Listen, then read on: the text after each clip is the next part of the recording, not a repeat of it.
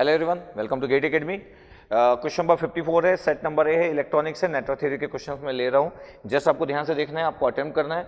आप अगर 2021-20 में भी अगर आप गेट का एग्जाम देने वाले हो तो भी आपको अच्छे से केयर करना है कि आप जितना नेटवर्क जानते हो उसके अकॉर्डिंग आपसे बनता है कि नहीं, ठीक है। जैसे क्वेश्चन में लिखा हुआ है और कुछ भी नहीं है ऐसा, सब कोई बना सकते हैं, बस अपने को अपना अटेम्प्ट देखना है, अपने को समझना है कि हमारा खुद का कंसेप्ट कैसा है। In the following circuit switch K is thrown from position A to position B.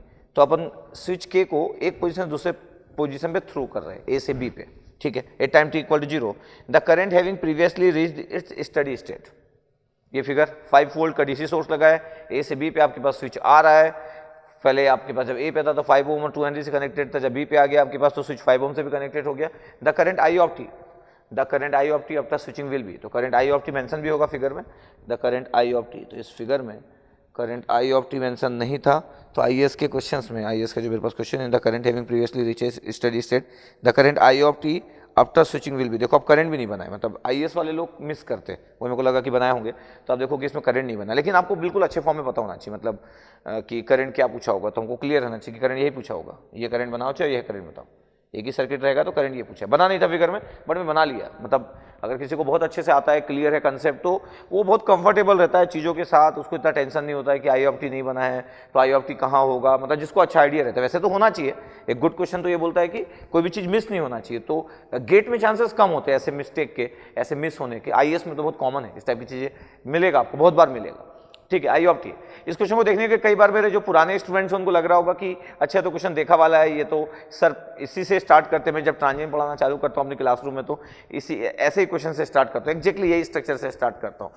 तो मेरे स्टूडेंट लोगों को तो आइडिया है कि सेम क्वेश्चन इसी टाइप का आगे, डेटा चेंज है थोड़ा सा, बाकी स्ट्रक्चर तो सेम है। मैं ऐसा लेता हूँ, वेलकम बग में भी इस टाइप के क्वेश्चन है। मैं अपने यूनिवर्सिटी में जब पढ़ाता था ट्रांजिएंट, तब भी इसी क्वेश्चन से स्टार्ट करता था मैं, यूनिवर्सिटी की क्लासेस भी ट्रांजिएंट को, ठीक है।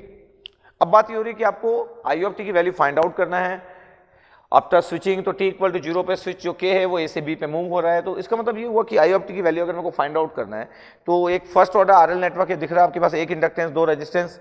तो मैं अगर बोल रहा हूँ कि देखो आई ऑफ टी की वैल्यू क्या होगी, तो आई ऑफ टी की वैल्यू होगा depends on the 3 value, final value, initial value, final value, e raised to minus t upon tau where t greater than equal to 0। This is the transient equation.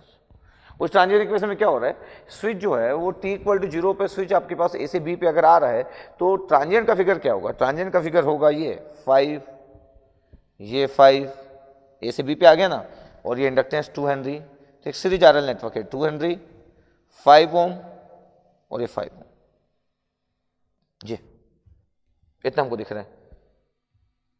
और ये आपके पास आई of T. अगर आपको लिखना है कि ये फिगर किसके लिए वैलिड है, this figure is valid for t greater than equal to 0। This figure the transient figure t equal to 0 के बाद से लेके स्टडी स्टेट तक यही फिगर वैलिड है, तो हमको क्लियर रहना चाहिए।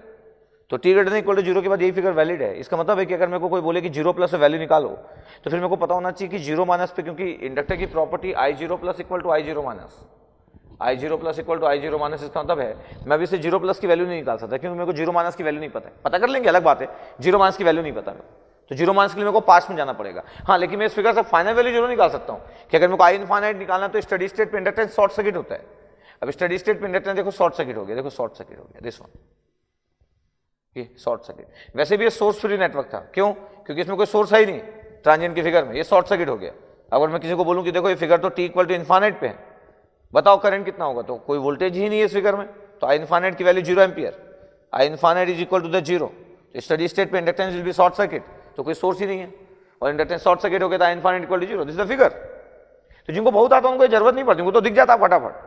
अब अगर मेरे को चाहिए 0 प्लस की वैल्यू चाहिए या मेरे को टाइम कांस्टेंट की वैल्यू चाहिए, तो टाइम कांस्टेंट की वैल्यू होगा L अपॉन आर थ्योनिन, और L अपॉन आर थ्योनिन चाहिए तो आप इंडक्टेंस की जगह पे जाओ और आर थ्योनिन निकालो। तो L की वैल्यू कितना है, 2 हेनरी, और आर थ्योनिन की वैल्यू कितना होगा, 2 हेनरी की जगह पे जाओ और RTh निकालो, 5 प्लस 5 10, तो 2/10, 1/5 है, 1/5 सेकेंड है time constant. Is very simple.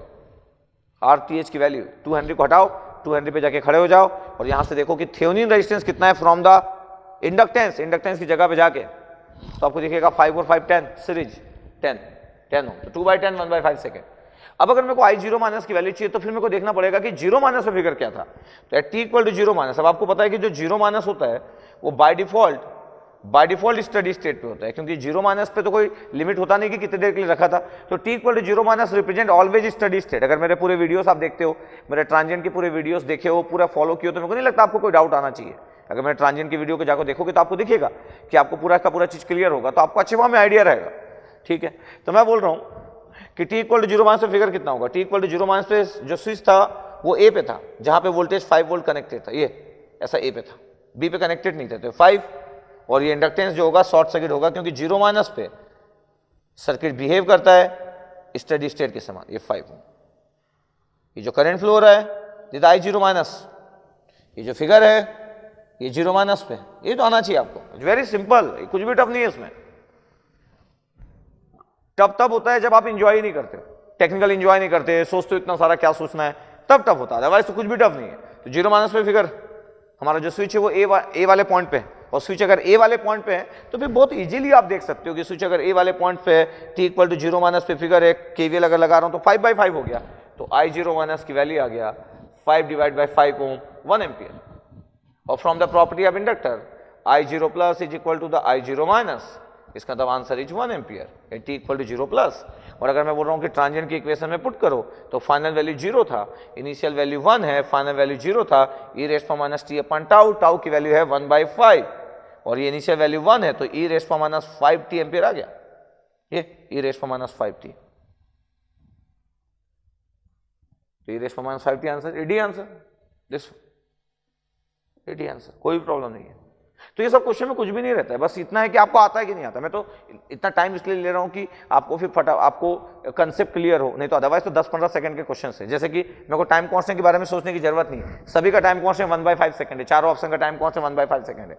मेरे को पता है कि टी इक्वल टू जीरो पे जब स्विच के ए से बी पे आ गया तो ये सोर्स फ्री आरएल नेटवर्क है, जहां पे कोई सोर्स नहीं है, तो स्टडी स्टेट में इंडक्टेंस शॉर्ट सर्किट होगा, तो करंट तो आने से रहा, तो मेरे को तो पहले से पता है कि फाइनल वैल्यू 0 एम्पियर, तो मेरे को सिर्फ क्या पता करना था, इनिशियल वैल्यू। और इनिशियल वैल्यू के लिए मेरे को जीरो माइनस पे जाना पड़ेगा, जीरो माइनस पे स्विच ए पे था, बाद में वो यहां से लेके ए से बी पे मूव हो गया, तो जब वो ए पे था तो जीरो माइनस तो स्टडी स्टेट होता है, और जीरो माइनस पे जब था तो inductance will be short circuit, तो 5/5 1 एम्पियर।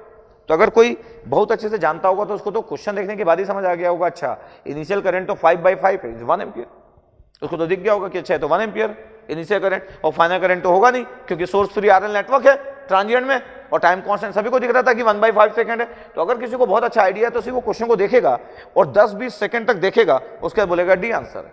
तो मैं चाहता हूं कि किसी को ना स्टार्टिंग में तो ये सब आना चाहिए, लिखते आना चाहिए, बताते आना चाहिए, इक्वेशंस को अच्छे से हैंडल करते आना चाहिए, इनिशियल फाइनल टाइम कांस्टेंट सब आना चाहिए। एक सिचुएशन ऐसी आना चाहिए जब ना आपको कोई क्वेश्चन दे और बहुत सिंपल, कोई बहुत बिग क्वेश्चन ना हो, जैसे क्वेश्चन एग्जाम में आते वैसा क्वेश्चन हो, और आपको बोले कि आंसर क्या होगा, और बस आप फिगर को देखना चालू किए, देखना चालू किए, देखना चालू किए, देखना चालू किए, और आप बोले ये आंसर होगा। ऐसा किसी को मैजिक टाइप लगना चाहिए कि आप पूरा स्विच सोच लिए, पूरा चीज समझ गए, इनिशियल फाइनल टाइम कांस्टेंट सब कुछ एक ही बार में आप देख लिए, इतना अच्छा नेटवर्क होना चाहिए, तब आपको पढ़ने का मन करेगा। तो मैं हमेशा चाहता हूं कि आपका जो इंटरेस्ट है वो बहुत अच्छा होना चाहिए, एक ही बार में देख के आंसर आना चाहिए, डी आंसर होगा, इसमें क्या है करके, ऐसा करके होना चाहिए। बट फिर भी मैं डिस्कशन में पूरी बात कर लेता हूं कि जो लोग ज़्यादा पढ़े नहीं होंगे, जिन लोगों का कंसेप्ट उतना अच्छा नहीं होगा, वो लोग एडवांटेज ले, मेरी बातों को सुने ध्यान से, अपने आप को बहुत आगे बढ़ाए, ठीक है, इसलिए मैं पूरा डिस्कशन कर देता हूं। बाकी तो मेरे को लगता है बहुत सारे लोग आंसर डी ले दिए होंगे जब क्वेश्चन रीड किए होंगे, तो ठीक है, तो आप इंजॉय कर रहे होंगे, आई थिंक, मेरे को लगता है इंजॉय तो कर ही रहोगे आप लोग। चलो नेक्स्ट वीडियो में मिलते हैं अपन, नेक्स्ट वीडियो में और भी बात करते हैं।